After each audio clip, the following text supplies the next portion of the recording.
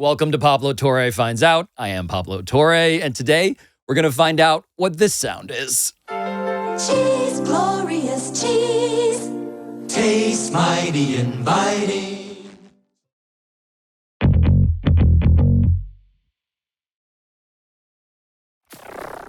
Looks like you got a haircut. Yep, I did. Just for the show, Pablo. That's the level of professionalism I don't need to expect. I think I should wear a tinfoil hat next time I'm on, considering my subject matter expertise here. I do want to try and summarize for people not familiar with your work, David Gardner. Thank you for being here, by the way. My pleasure. I want to summarize the beat that you have carved out for us here because, without being derogatory in any way, I would say that your beat is strangely irresistible and extremely popular crackpot internet theories. I mean, the last time I was here, you had me investigating this viral conspiracy about whether there was a movie called Shazam starring Sinbad, not to be confused with the movie Kazam starring Shaquille O'Neal. Right. And we asked him about it because that's how seriously I take these internet conspiracy theories. Yeah, we brought Big J journalism to the Big Aristotle. That's right. And now, the strangely irresistible and extraordinarily insane internet theory you brought us that you've spent a disturbingly long time investigating, just in time for Super Bowl Sunday, by the way, originates where? Yeah, so this months-long journey that I've been on for you, it started with a 48-second TikTok video that went viral, and you're going to love the username here, Pablo, Cupcake the Destroyer 21. And here's what she had to say. One point in time in the United States, the dairy industry was struggling so heavily that they reached out to lobbyists who went to the government, who encouraged them to buy an excess of cheese to make sure the stock market didn't crash surrounding the dairy industry, resulting in what we now know as the cheese caves, but also something else. While the government stores the cheese in the cheese caves, they also send out plenty of excess cheese to modern pizza chains in the United States, such as Papa John's and Domino's and Jets, and pretty much every pizza chain you know of uses government cheese. Because they had such an excess of cheese and because they were looking for a way to get rid of it to justify the cost of buying so much, the government encouraged a lot of these chain pizza places to use more and more cheese in various products. The government is why we have stuffed crust pizza. So this video by the aforementioned Cupcake the Destroyer 21 has been viewed more than 10.5 million times, David Gardner. And she's saying a lot here, right? So just to run through the beats of her case, lobbyists begged the U.S. government to save the dairy industry And prevent a stock market crash by buying, with taxpayer money, an insane surplus of cheese. which the government has stored in underground cheese caves. And what the government ends up doing to justify their purchase of all this cheese is to tell Domino's and various pizza chains to figure out ways to put more of this cheese inside their products. Right. Which means, as Cupcake the Destroyer 21 says, The government is why we have stuffed crust pizza. Yeah, and Cupcake the Destroyer 21, although she's a crusader, she's not alone. There are Reddit threads about this. There are posts across social media about Right. this. There are news articles in reputable newspapers and magazines that keep citing this. And it stems back from this front page story in 2010 in the New York Times.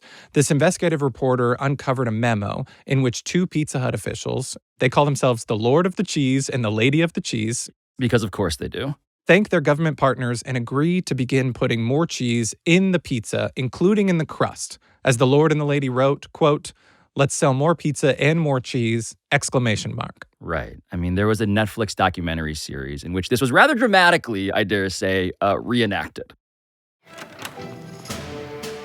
We need to put more cheese here. Here? Damn it, soldier, we need to put more cheese here.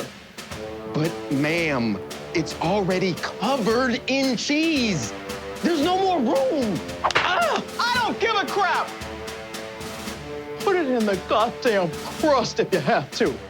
So I just need people to understand, if they're wondering why it is that we here, Pablo Torre Finds Out, which is obviously a sports show, are taking on this story now.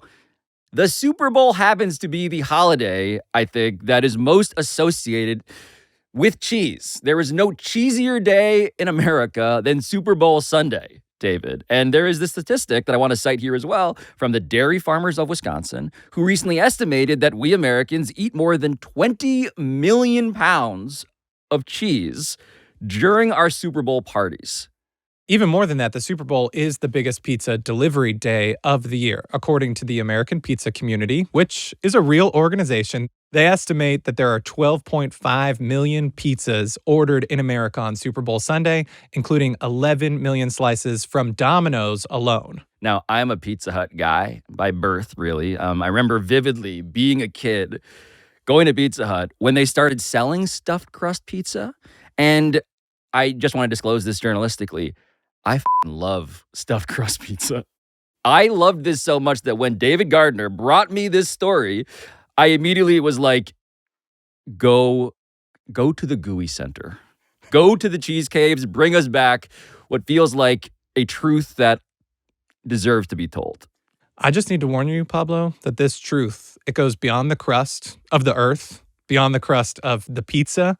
This is an investigation that took us from dairy farmers in the Great Depression to social media influencers with huge followings to quasi-governmental agencies to the highest court in the land and all the way to the top of the United States government. The deep dish state. The real Pizzagate.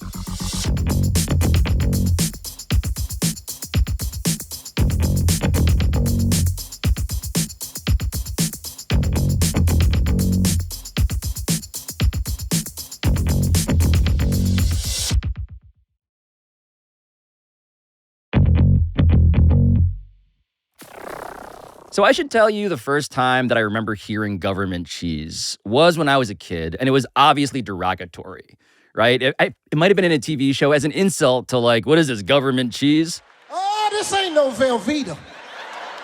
This ain't individually wrapped.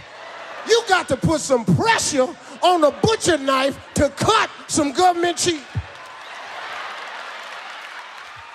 So before we just get to the cheese caves and the conspiracy, why and what is government cheese? Do we, the people, actually own this cheese? Why is the government this interested in dairy at all? Who makes it? I have a zillion questions. Yeah, and so to get into the theory, we need to do a little investigation. And so to start, we had to go back in time.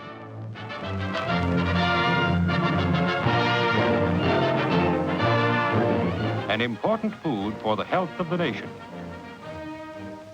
Pasteurized milk, a safe food, trusted by millions of people and important in every diet, of special importance to children and invalids. For more than a century now, dating back to the Great Depression, the U.S. government has believed that dairy was a safeguard of our national interests, a way to get high-quality calories to Americans during hard times for the health of the nation. And so federal milk marketing laws take effect in the 1930s and the 1940s, and then coming out of World War II, the government guarantees that it will always buy milk and dairy products from farmers at a certain price point, even if no one else wanted this milk. You have the satisfaction of knowing that you did your job well. You can send this milk from your plant with the knowledge that it is safe milk.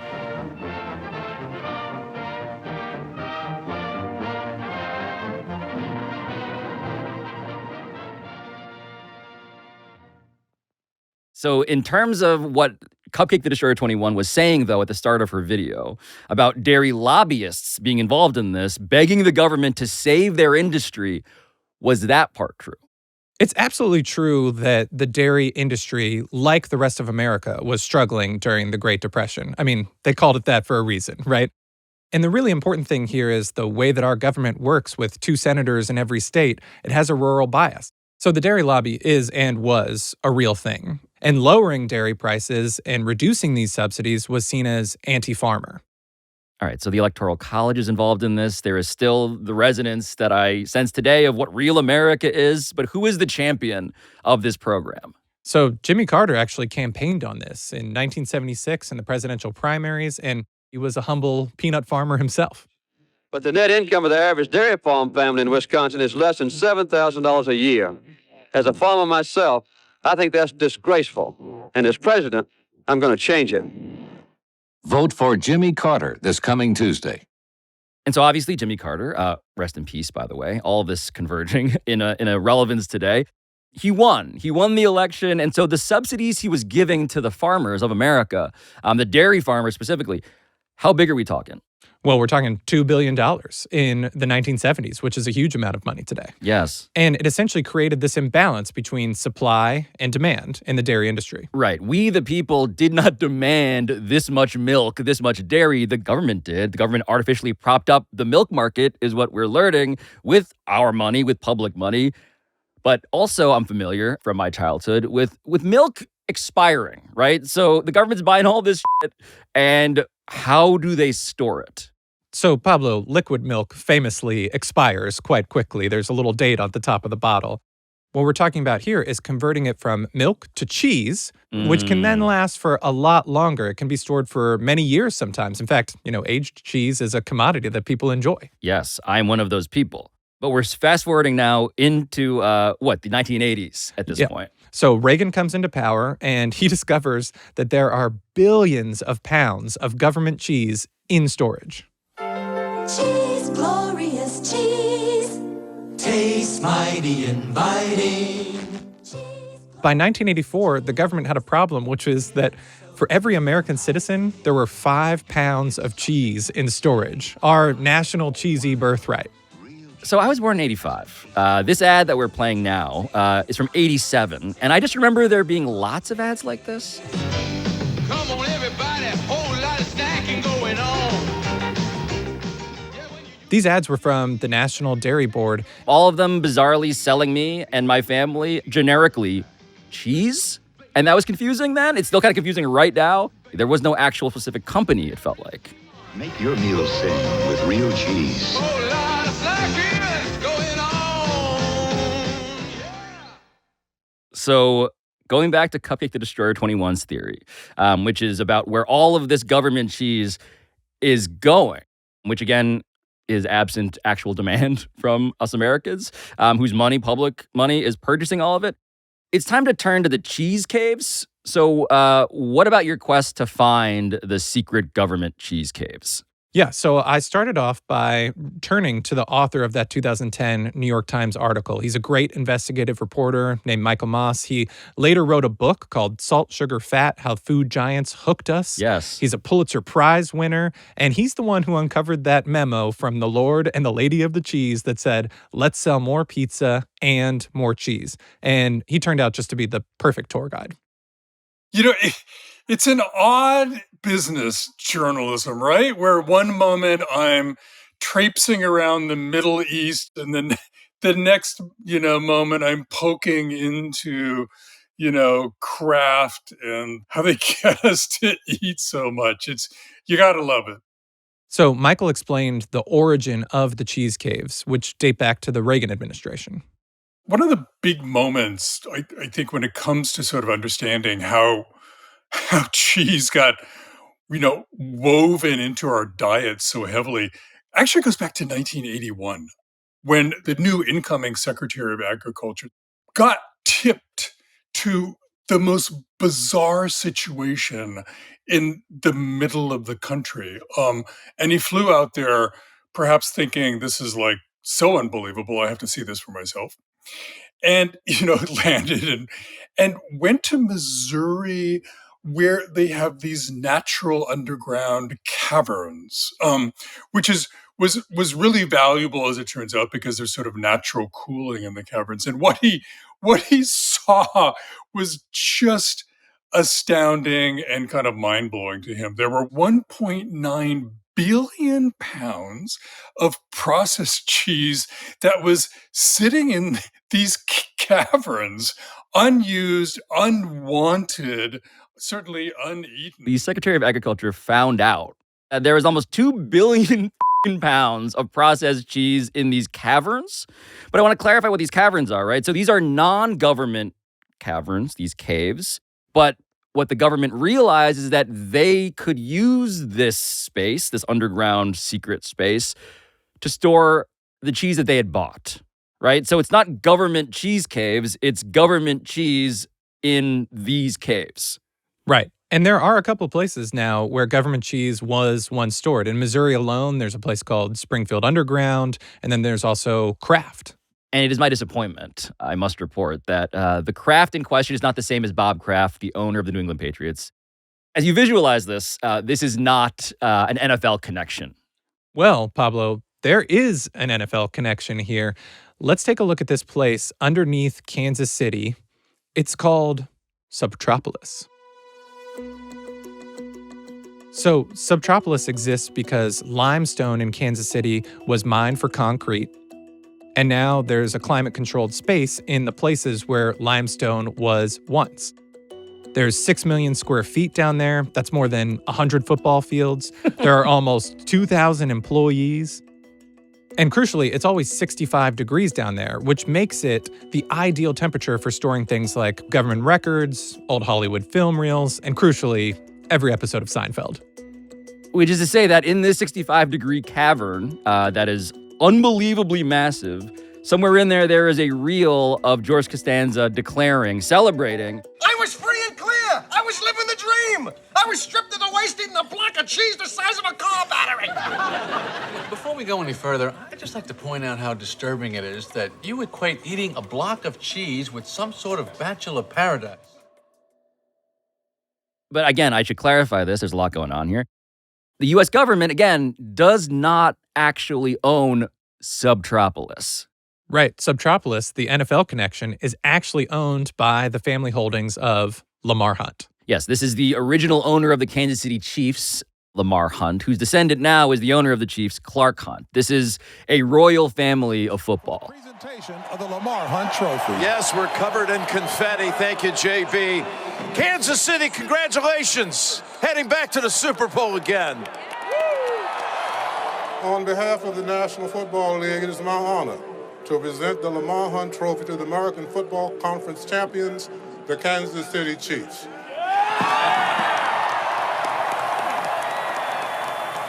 There you go, Clark. The same Chiefs who are in the Super Bowl this week. Yeah, always holding up the Lombardi Trophy at the end. This is that family. Exactly. All of which is why I immediately approved one of the more insane expense reports, among many, many absurd expense reports I've approved on this show, to send you to Subtropolis. Visit the Kansas City Chiefs underground city cheese cave thing. I mean, I had my harness set up and I was ready to go spelunking into these cheese caves on your behalf. But this is where Cupcake the Destroyer 21's conspiracy starts to unravel. We emailed the Chiefs. We went back and forth with an official at Hunt Midwest, which owns Subtropolis. They graciously offered to show us around the caves, but there was a catch. There's no government cheese there. Right. So this part, I want to take a beat because this is when it got startling to find all of this out. Because the email that you got from the Hunt corporate communications guy, who was very familiar with all of these viral TikTok videos, perhaps unsurprisingly now, said this, quote, "The cheese thing is not true," end quote. Yeah, and in fact, it goes further than that because there's no government cheese anywhere anymore, Pablo. And even in those other caves that I mentioned, Springfield and Kraft, they were very clear about that. They do have cheese, but it's not government cheese. Springfield Underground even has a very helpful part of their website that says, like, we do not have government cheese in this facility. And then there's Kraft. So I reached out to them. They didn't respond to me. But I do have a document from 1970 from the USDA that says that Kraft was one of the holders of government cheese. So again, there was government cheese in at least some of these caves, but they're not there anymore. And government cheese caves were actually never quite a thing. So what happened to the billions of dollars and billions of pounds of cheese that Ronald Reagan discovered when he took office that the United States had been stockpiling this entire time? Yeah, so during the Reagan administration in the 1980s, they started giving away the cheese that was in the cheese caves. And at the same time, they stopped buying so much cheese from dairy farmers. So they're reducing the amount that they're taking in. They're starting to give it away. It was such a problem for Ronald Reagan to have this much cheese in these caves that he actually decided to give it to poor people. Like, that's how distasteful he found it. Then even Ronald Reagan was like, let's help poor people out here for a second. Right. This welfare program originally for dairy farmers became, under Ronald Reagan, an actual welfare program for the poor people, the needy people in America, which is stunning on so many different levels. But he's probably rolling over in his grave just thinking about that one part of his legacy. Before we even announced the giveaway of surplus cheese, the warehouse mice had hired a lobbyist. The logical conclusion here, though, seems to be that because there is no government cheese anymore, because there are no government cheese caves anymore, that the theory we started this with, Cupcake the Destroyer 21's theory, which has been viewed again and shared by millions of people by now across media, it has been pulled apart, as it were. The government, our elected officials, did not actually create stuffed crust pizza in order to justify and get rid of all of the surplus cheese because Ronald Reagan had already gotten rid of it by being forced into a weird form of charity. Well, Pablo, I didn't say all that. What if I told you that I discovered that the government is, in fact, in the stuffed crust pizza business? Okay. And, in fact, that stuffed crust pizza is only the tip of the udder. All right. If we're going to be here for this long and doing this, I'm going to make a call of my own, David Gardner. Look out, folks. Pablo Torre is reporting right now. Yeah, that's right.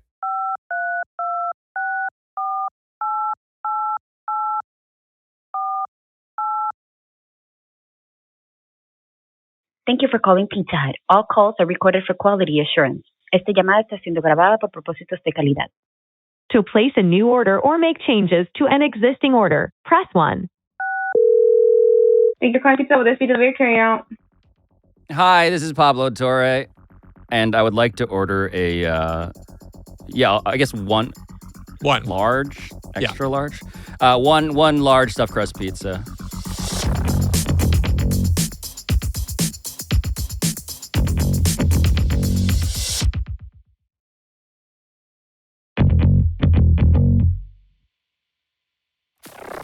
So as I wait for my my reporting to bake, the whole government cheese theory obviously has melted by now.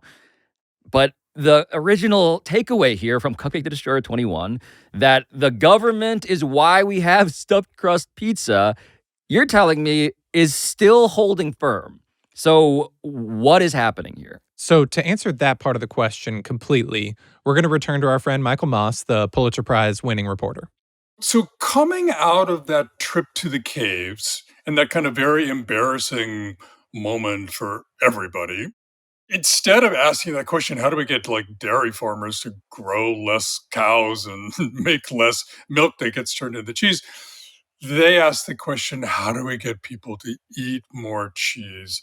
And that's where they came up with the ingenious idea of creating a fund to pay for marketing schemes, which the US government would then oversee and control.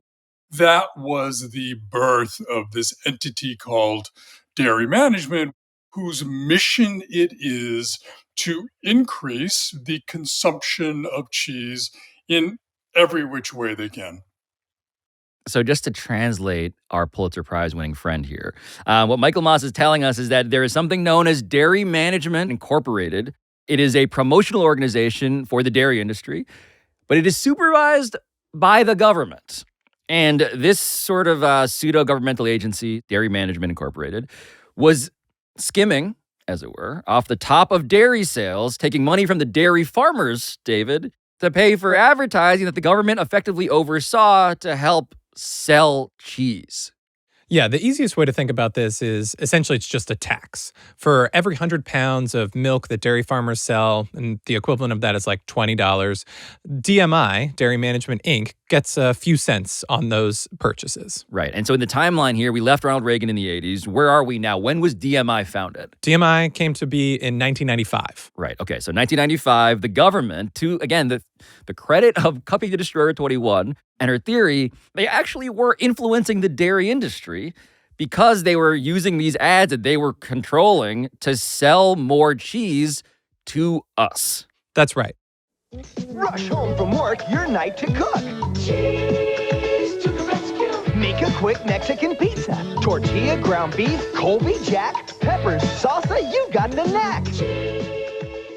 They also work with influencers. It always comes back to viral videos. And in this case, the king of YouTube himself, MrBeast. In case you don't know, drinking dairy is linked to some health benefits like reduced inflammation and a stronger immune system. And in a really pro-gamer move, Dairy Farmers of America are aiming to be carbon neutral by 2050. Now that's epic. Thank you again to America's Dairy Farmers for sponsoring this video, and make sure to support your local dairy farmers.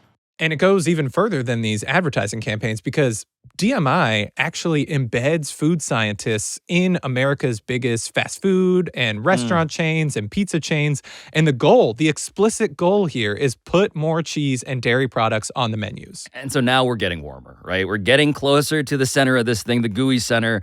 We're talking about the government helping invent in a laboratory new cheese products. And so what restaurant chains are we talking about here? We're talking about McDonald's. We're talking about one of the biggest successes was in Taco Bell. 2016, they come out with this new menu item called the quesalupa. Of course. I mean, this is, we all know taco with cheese actually inside of the shell. It's a brilliant innovation, admittedly. And DMI has a food scientist who actually works in Taco Bell headquarters in California. And he was embedded in Taco Bell. Inside the very building. And he actually helped come up with the concept for this. He helped create the quesalupa, and DMI helped to market it. This is going to be bigger than Mars landings. Hey, cheese in a shell. This is going to be bigger than aliens. Bigger than aliens. Okay, Giorgio, somebody already said that. Bigger than James Harden's beard. This is gonna be bigger than those things.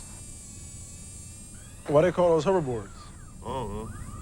They don't hover. Again, for anybody who says we're not a sports show, that was James Harden. I just found out that James Harden was part of a government op to sell quesalupas.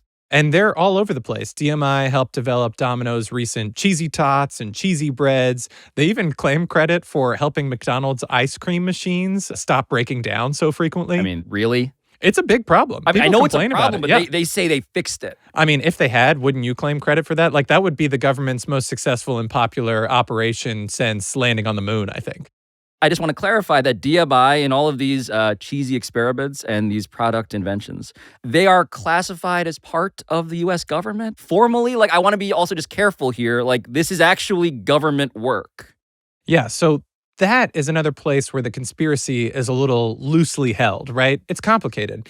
It operates as a nonprofit, and it's overseen by the U.S. Department of Agriculture, famously part of the government, and a board of farmers. But most of its money comes from those taxes that we were talking about earlier. Right. The whole relationship between DMI and the Agriculture Department and what it's technically then classified as, it makes me think that, yes, the answer is this is the government. Yeah, and some fine minds actually came together to answer the question of whether this was the government. The U.S. Supreme Court took on this question in 2005. It involves a challenge to the federal program of generic advertising for beef, popularly known as the Beef It's What's for Dinner campaign. A group of farmers sued another one of these promotional agencies that worked in the beef industry, and they were essentially saying that they were being forced to participate in these advertising campaigns in violation of their First Amendment rights. Right. We're talking about these taxes that are levied on, in this case, for us, dairy farmers, like whether they want it or not, right? The pseudo-governmental agency we're describing is basically saying, we know how to help you move all of this cheese you're trying to sell better, in fact, than you do. We're going to take care of it. Shame if you had all this cheese spoil in cheese caves, right? So the Supreme Court answers this question, and they say it's not a First Amendment violation because DMI's speech was protected as government speech. The First Amendment analysis is not changed by the fact that this government speech is funded through a targeted assessment on cattle sales. Which seems to answer the question of whether or not this body is part of the government. And this tension, what dairy management's relationship is with the federal government, our friend Michael Moss incorporated this into his article in 2010 in The Times. And his concern wasn't so much that the government was hiding this stuffed crust pizza conspiracy, but rather that it was promoting harmful behavior. Cheese was delivering to us not just the luscious sensation of mouthfeel, but also heart disease. And then to kind of realize that the federal government with U.S. taxpayer money supporting it is in fact guiding and overseeing this effort to get us to eat more and more cheese. We went from 1970 until, recently, tripling our cheese consumption to 33 pounds a year, which is basically 60,000 calories just from cheese, which is arguably one of the biggest man-made health disasters of our time. Obesity, overweight, type 2 diabetes related to overeating. Which is to say that the government is actively creating the foods it's also telling us not to eat because it's bad for us. Yeah, it sort of reminds me of when I was a child, I went to this dentist, and after you got done with your cleaning and you walked up to pay your bill and book your next appointment, they had freshly baked cookies on the desk. Right. This actually relates to another theory that I have, which is that exterminators can never be too good at exterminating. You need, repeat customers. Exactly. And I reached out to DMI about this, and they said, and this is a quote, "These partnerships aren't just about, quote, more dairy. They're about creating something people love and showcasing the versatility of the dairy foods the U.S. dairy farmers provide us every day. It's a win-win for innovation and consumer choice." And then they say, in 2024 alone, we helped launch new products such as Domino's New York-style pizza, Taco Bell chillers, Domino's 5-cheese mac and cheese, and Taco Bell's cheesy chalupa. This is kind of like the Kansas City Chiefs bragging about drafting Patrick Mahomes and Travis Kelce and Chris Jones and Trent McDuffie. And I mean, look, the front office here is strong. And they have results like the Chiefs. Since they started partnering with Domino's in 2008, that company has doubled its use of cheese. How can Domino's double the amount of cheese it's It's using? a pizza company already. It's impressive the way that DMI is able to put cheese onto these menus. Right. Okay. So now that we know that DMI is at least partially this arm of the government in this way, the Supreme Court, in fact, allowed them to do so, to get into the lab, create all of this stuff. But as we order these products on Sunday, right, on Super Bowl Sunday, we now return to the biggest allegation of them all, David. The government is why we have stuffed crust pizza. And how are we ruling on this? So to answer that question, I had to make some calls. I reached out to Pizza Hut corporate. They didn't respond to me. But finally, after weeks, months of searching, trying to find someone who was in the room at the time that this pizza was invented, on an old press release, I found the number of the man behind the mystery himself. He was traveling, so we were only able to talk on the phone. But allow me to introduce you to Tom Ryan. My name is Tom Ryan. I am I guess I would refer to myself now as a serial entrepreneur. Did a lot of really cool project work for some of the biggest food companies, restaurant companies in the world. Tom worked for Pizza Hut in the 1990s, and I should say he later developed the McGriddle at McDonald's. Whoa. He later co-founded Smashburger. I mean, that's pretty good. Critically, he did not work for DMI. But his true legacy, arguably, is that he and this team that he was working with, they created the original mass market stuffed crust pizza. Wait, this was the man in the lab originally, and that lab, again, crucially, was not funded by the federal government. Yeah, the way he describes it, creating stuffed crust pizza was a math equation. If you wanted to make a pizza more valuable, there were two ways to do it. Put more cheese on it or charge less for it. And charging less for it's not a good business model. But we never really thought about the architecture. And so stuffed crust pizza was a novel idea. Nobody had ever done it before. That was a real innovation for the marketplace. And so the simple notion was to put cheese, which is the value driver of pizza, the most iconic part of pizza value, into the least valued part of the pizza, which is the crust. Actually incredible logic. Unassailable, really. The crust has always been the afterthought. And of course, and I did not know to say it this way, the most iconic value driver of pizza is, in fact, cheese. He has a great point. I can't say that anytime I sit down and have a pizza that I'm thinking, where's the value in this slice? I'm just sort of like lightly stoned and eating it. We're going to drive the shit out of the value in this crust. Yeah. And so I asked Tom, I wanted to know, when they created this iconic menu item, did they know right away, like, we've done it? Like, we've advanced pizza in a way that no one has in hundreds of years? Yes. I'll never forget, I was sitting in the room, first focus group. Everybody's enjoying it. Everybody's thinking it's really cool. some guy, one of the panelists, looked into the mirror. He knew we were back there and just looked right into the mirror and said, "My dog's going to hate you." And the reason for that, back in the day, people refer to that part of the pizza as the pizza bones. They'd eat the good stuff, the sauce and the toppings, and then maybe some of the crust. And this was for everybody's pizza. And then they would toss the crust to their dog, and all of a sudden, we took that away from people because we had put so much value into the crust. And so it took us a year and a half to get it right, to get it integrated, to get it to work at store level, to get the marketing done, to get the positioning done, to get it tested. We started probably a year and a half to almost 2 years before April 1st of 1994, which was our launch day. And launched it on April 1st, never looked back. It was huge for us. And Pablo, I'd like to call your attention right there at the end to something that he said. April 1st, 1994. And if you'll recall, DMI wasn't founded until 1995. So the timeline here then is clear, right? You found the inventor of stuffed crust pizza. And by the way, Tom has an amazing silver fox, like mullet mane thing going on. An underrated character in the history of American innovation. But his innovation happened before the government embedded the food scientists we've been talking about with the pizza companies, with these chains. And therefore, Cupcake the Destroyer 21's original theory that the government is why we have stuffed crust pizza cannot be true.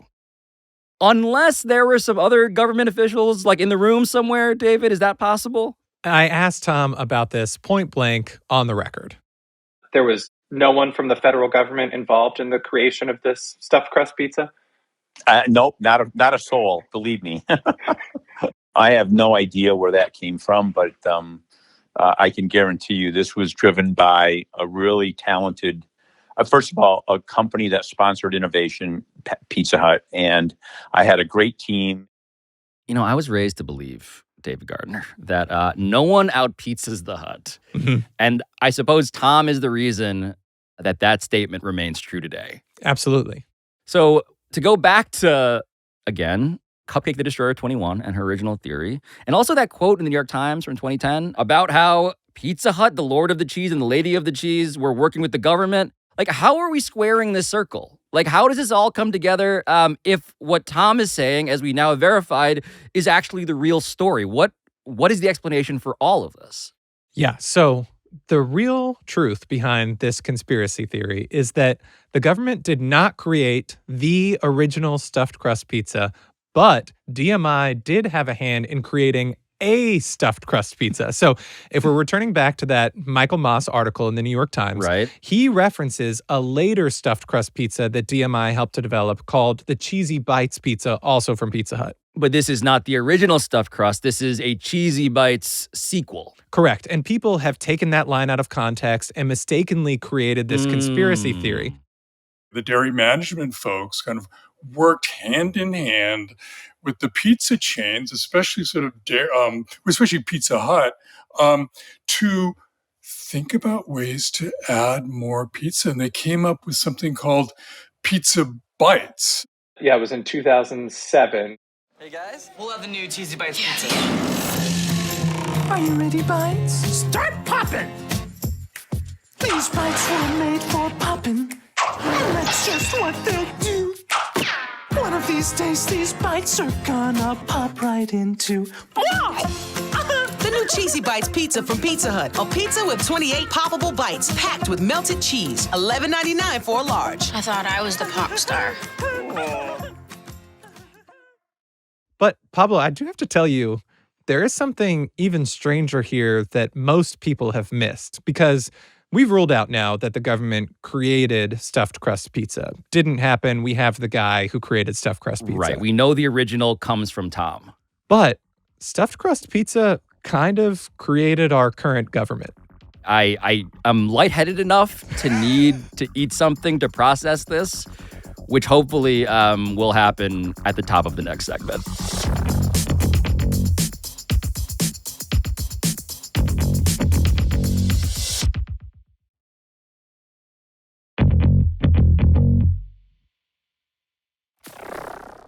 You want to take the top of the box just off? You can just like rip that off, right? Or unless you want to. Yeah, maybe we open it at the end. Yeah. Mm-hmm. Yeah. We should say that this is not, I mean, maybe it's obvious. Pizza Hut did not sponsor this in any way. They wouldn't even answer my questions. They would not answer your calls. They barely answered my attempt to order the delivery. But before we earn the right to enjoy this, what are you talking about when you're saying that stuffed crust pizza actually invented our government, not the other way around? Yeah, so stuffed crust pizza was not a success right out of the gate. Pizza Hut's sales were down that year when it was invented. So Pizza Hut turns to a new advertising agency to come up with a new ad, and they're going to run it during the Final Four in 1995 because, Pablo, this is a sports show, let me remind you. That's our connection. No, I'm 10 years old. This is activating sensory memories. Like, when did I first discover it? I think it was during this time. Yeah. And so I tracked down an advertising executive named Mike Campbell. I spent about 25 years producing ads. So I slogged pizzas for probably about 15 years in my professional life, and now I'm trying to make up for all those calories, those cholesterol, and those sins of selling products that people really don't need. He's done a bunch of Super Bowl spots, and he helped create the original stuffed crust pizza ad. So I had, at the time, two brilliant partners. You know, a lot of time it's like a writer's room. You're just sitting, on sofas and procrastinate for days and days, knowing that the deadline's coming closer and closer and closer and closer. And he told me that his colleague, right at their deadline, out of the blue, says, looking at the pizza, and he says, "Eat the pizza the wrong way, crust first." I mean, it was that simple. And Pablo, just wait till you hear the pitch for the original commercial they wrote around this concept. A man and a 7-year-old, and you see them walking down the street, and then you cut, and you realize, oh, it's Pete Rose, and there's this little boy, Johnny, and so the kid says, "Hey, Mr. Rose, I got a question. Why aren't you in the Hall of Fame?" And Pete looks down to him and he says, "Johnny, I guess it's because I eat my pizza the wrong way, crust first." And a box just comes out. And you cut to a beautiful pizza footage. They're sitting on the front porch, enjoying pizza. And Pete says to the kid, he says, "Johnny, what do you think of you like that stuffed crust pizza?" And he says, "You bet, Mr. Rose, you bet." He says, "Poor choice of words, Johnny, poor choice of words." It is remarkable how sports we are, this show. I bring you sports stories, Pablo. How dare anybody accuse us of otherwise? But I don't know this commercial. Like, I don't remember this. This is not in my otherwise very vivid memory. Yeah, it never aired. And to hear Michael Campbell tell this, he says that basically Pizza Hut got upset because Pete Rose bragged to the Wall Street Journal that he was going to be in this commercial, and then they cut the commercial. I mean, it would have been a great commercial. Yeah. And what happens next is what makes the U.S. government a product of the stuffed crust pizza. And then we thought, who else out there, would do something wrong? Well, bring out center stage Donald Trump, right? Donald Trump reportedly walked out this week saying the marriage was no longer working and hoping to settle under terms of a prenuptial contract guaranteeing Ivana the house, the kids, and more than $20 million. Ivana has rejected the deal through a lawyer calling the contract unconscionable and fraudulent. So at the time, Donald, was hemorrhaging money, bankrupt. He had just 5 years earlier, divorced Ivana in this very public, messy divorce. But I just want to preface this by saying he wasn't political. For all of those, for those who love him, fine. But for those who, I have to apologize to in my circle, it's like he was an asshole, but he was our asshole. Do you really think this is the right thing for us to be doing, Ivana? What will people think? Let them talk. Donald. Ivana. It's wrong, isn't it? But it feels so right. Then it's a deal? Yes, we eat our pizza the wrong way. Crust first. Introducing Stuffed Crust Pizza from Pizza Hut. With a ring of cheese baked into a totally new, thinner crust, you'll want to eat it the wrong way. Crust first. May I have the last slice? Actually, You're only entitled to half. Large? As our ad man was telling us, Trump was basically bankrupt at the time. He'd been removed from Forbes' list of billionaires. He actually defaulted on over $3 billion in loans for his New Jersey casinos. And this $1 million that Pizza Hut paid him for this commercial was a lifeline. But more than that, this was Trump's first national ad campaign. And Wait, this was the first Donald one. Trump as actual mainstream pitchman was this. Correct. And what follows is Trump stakes and Trump timeshares and this I know image where of it goes, him David. as a brilliant businessman through the reality TV shows on The Apprentice. And as the creator of that ad himself said, So yeah, it was the slice that launched 1,000 groans, you know. What a deeply American tale that we have spun. to me, Trump represents the best and worst of America all in one package, and so does stuffed crust pizza. Yeah, I regret to inform you that despite my moral compunctions and otherwise ethical concerns about what we're celebrating here, my stomach is actively groaning right now.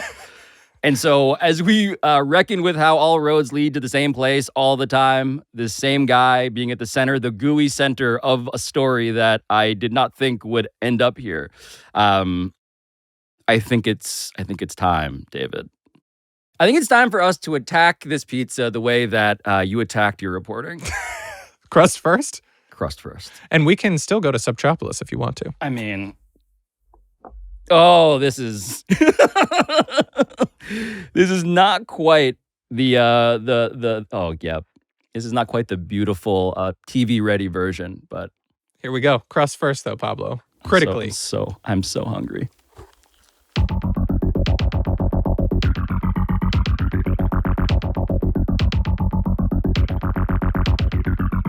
This has been Pablo Torre Finds Out, a Meadowlark Media production. And I'll talk to you next time.